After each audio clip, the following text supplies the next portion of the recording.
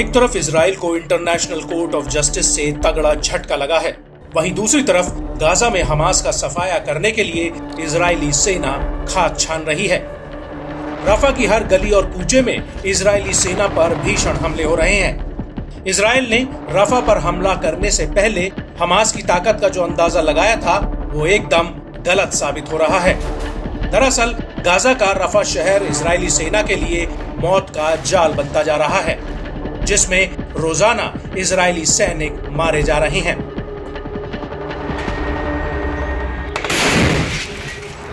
लेकिन रफा में हमास के हमलों की वजह से आईडीएफ तिलमिलाई हुई है और वो हमास पर जवाबी हमले कर रही है।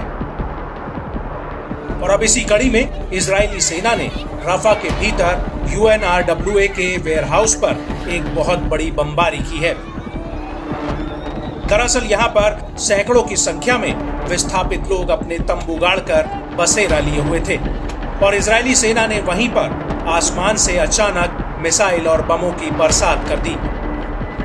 इजरायली सेना का कहना है कि उसने इस इलाके में हमास के ठिकानों पर हमले किए हैं, लेकिन गाजा के स्वास्थ्य मंत्रालय ने आईडीएफ पर आम नागरिकों के ठिकानों पर हमला करने का आरोप लगाया है।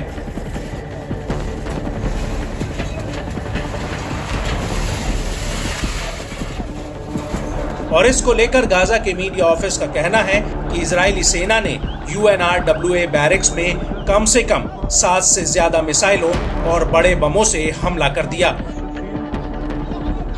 गाजा मीडिया ऑफिस के मुताबिक इजराइल ने यहां पर 2000 पाउंड से ज्यादा के विस्फोटक आसमान से गिराए हैं।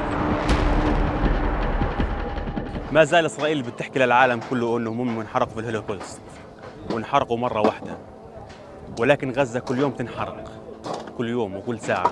إحنا ما زال بننحرق، هم انحرقوا مرة واحدة ولكن إحنا انحرقنا كل يوم، بننحرق وكل يوم بنولع.